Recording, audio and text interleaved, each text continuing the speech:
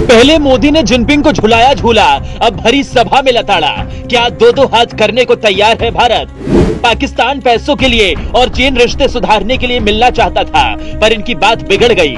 मोदी ने कहा, दोस्ती हो या दुश्मनी हम खुलकर निभाते हैं, अब भारत सिर्फ अपनी शर्तों पर करेगा बात। ये तस्वीर देखिए और फिर भारत चीन के रिश्तों का भविष्य सोचिए। मोदी और जिनपिंग को आसपास खड़े देखकर नहीं लगता कि कभी दोनों में इतनी दोस्ती थी कि एक झूला झुलाता था तो दूसरा सांस्कृतिक कार्यक्रम में बुलाता था, लेकिन अब दोस्ती दुश्मनी में बदल गई है। क्या इसका मतलब ये है कि भारत और चीन अब दो दो हाथ करने को तैयार बैठे हैं? क्योंकि तस्वीरों की तलखियां तो यही कहती हैं।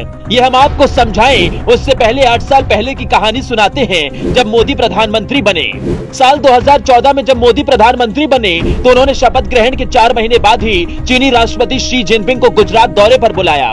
वहां जिनपिंग को चाय पिलाई, झूला झुलाया, फिर दोनों ने चरखा भी चलाया। तब लगा कि भारत और चीन 1962 वाली लड़ाई भूलकर दोस्ती की ओर कदम बढ़ा रहे हैं। इसके बाद जिनपिंग ने भी पीएम मोदी को चीन बुलाया तो वहां मोदी के सम्मान में सांस्कृतिक कार्यक्रम रखवाए, जिसमें बॉलीवुड का एक फेमस गाना तू है वही दिल ने जिसे अपना कहा सुनाई दिया, जिससे रिश्ते सुधरने की उम्मीद जगी। उसके बाद तो साल 2014 से 2019 तक पीएम मोदी 5 बार चीन दौरे पर गए।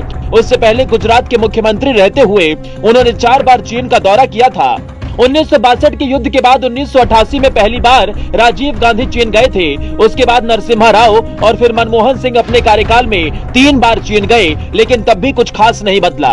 गलवान घाटी में हुई झड़प के बाद भारत चीन के रिश्ते तल्ख होते चले गए और इस बात की गवाही खुद भारतीय विदेश मंत्री एस जयशंकर ने कई बार दी है। लेकिन भारत का कद जिस हिसाब से दुनिया भर में बढ़ रहा है, उससे चीन और पाकिस्तान परेशान हैं। इसलिए दोनों देश भारत से रिश्ते सुधारना चाहते हैं। पाकिस्तान चाहता है कि भारत के साथ चीन का रिश्ता सही नहीं हो ताकि उसे फायदा मिलता रहे, जबकि चीन की जनता चाहती है कि दोनों देशों के रिश्ते सामान्य रहे। चीन में पीएम मोदी की विदेश नीति और एस जयशंकर का एक वीडियो खूब वायरल हो रहा है, जिसमें वो यूरोपियन देशों को रूस से तेल खरीदने पर सुना रहे हैं। यही वीडियो कुछ दिनों पहले इमरान खान पाकिस्तान में भी सुना रहे थे। इसके अलावा कोरोना महामारी के बावजूद भी भारत की अर्थव्यवस्था जिस कदर बढ़ रही है, उससे भी चीन के लोग मोदी के मुरीद हो गए हैं। इसलिए एससीओ मीटिंग में जब पीएम मोदी पहुंचे तो चीन के राष्ट्रपति शी जिनपिंग से मुलाकात के कयास लगाए जा रहे थे।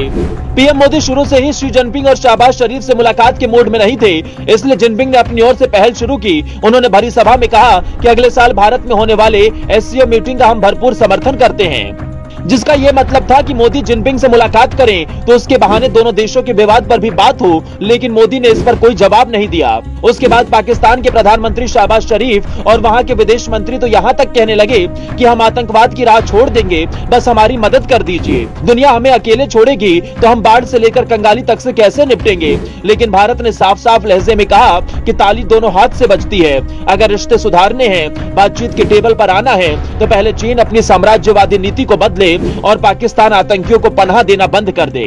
कहा जा रहा है कि जिस तरह से पाकिस्तान ने अमेरिका को अलकायदा सरगना का पता बताया है, वैसे ही हो सकता है कि भारत से मदद की उम्मीद लेकर एक दिन दाऊद का पता दे दे, क्योंकि पाकिस्तान पर ऐसे आरोप पहले भी लगते रहे हैं कि ओसामा को भी उसने ही मरवाया था। कहते हैं कूटनीति में बातचीत के दरवाजे हमेशा खुले रखने चाहिए, लेकिन भारत अब कहता है कि बातचीत होगी तो अपनी शर्तों पर, वरना हमारे रास्ते अलग और आपके रास्ते अलग।